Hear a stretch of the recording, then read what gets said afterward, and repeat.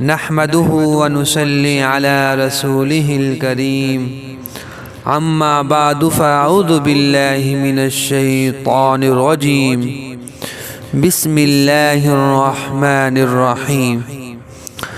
میرے عزیز بھائیو، دوستو، بزرگوں، اللہ رب العزت نے ہم مسلمانوں کے لیے نیکیاں کرنا بہت آسان فرما دیا ہے۔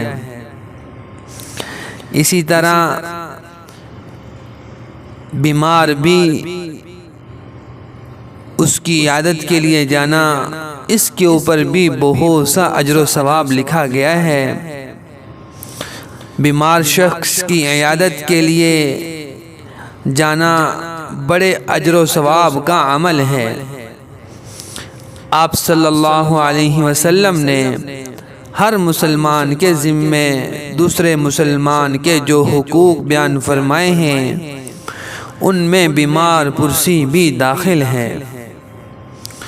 بعض فقہا نے اسے واجب تک کہا ہے، لیکن صحیح یہ ہے کہ یہ سنت عمل ہے۔ حضرت ثوبان رضی اللہ تعالی عنہ سے روایت ہے کہ آپ صلی اللہ علیہ وسلم نے ارشاد فرمایا کہ جب کوئی مسلمان اپنے کسی مسلمان بھائی کی بیمار پرسی کے لیے جاتا ہے تو وہ مسلسل جنت کے باغوں میں رہتا ہے۔ آپ علیہ السلام نے بیمار کی عیادت کے وقت 7 مرتبہ یہ دعا پڑھنے کی تلقین فرمائی ہے کہ اسأل اللہ العظیم رب العرش العظیم ان یشفیک، مطلب وہ اللہ جو خود عظیم ہے اور عظیم عرش کا مالک ہے، میں اس سے سوال کرتا ہوں کہ وہ تمہیں شفا عطا فرماویں۔ اللہ تعالیٰ اس دعا کی برکت سے مریض کو ضرور شفا عطا فرماویں گے۔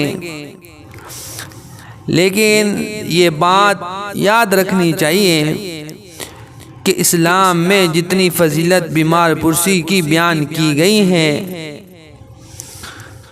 اس سے زیادہ تاکید اس بات کی گئی ہے کہ اپنے کسی عمل سے مریض کو ذرہ بھی تکلیف نہ پہنچائی جاوے۔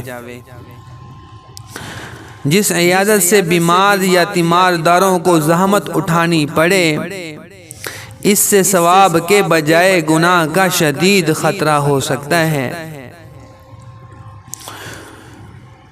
اگر مریض کے لیے کسی شخص سے ملاقات مضر ہو، نقصان دہ ہو، تو اس میں ملاقات پر اصرار کرنا بالکل ناجائز ہے۔ اس میں باہر سے حال معلوم کر کے آ جانے اور دعا کرنے سے عیادت کی فضیلت حاصل کر لے گا، لیکن اگر اس کے پاس جائے گا اس کو تکلیف بھی ہو سکتی ہے۔ مریض کو بتلانے کی اور مریض کو جتلانے کی کوئی ضرورت نہیں ہے۔ ہاں، اگر مریض کا دل خوش کرنا مقصود ہو تو پھر تیمارداروں سے کہہ دیا جاوے کہ وہ کسی مناسب وقت پر مریض کو اطلاع کر دیں کہ فلاں شخص آپ کی عیادت کے لیے آیا تھا اور آپ کے لیے دعا کرتا ہے۔ عیادت کے لیے مناسب وقت کا انتخاب بھی کرنا بہت ضروری ہے۔ ایسے وقت جانا مناسب نہیں ہے جس میں مریض آرام کر رہا ہو، اس سے اس کو تکلیف ہوگی اور بجائے ثواب کے شدید گناہ کا خطرہ بھی ہو سکتا ہے۔ پہلے پوچھ لینا مناسب ہے، اس کے بعد اس کے پاس جایا جاوے۔ اللہ تعالی ہم لوگوں کو صحیح دین کو سمجھنے کی توفیق عطا فرماوے۔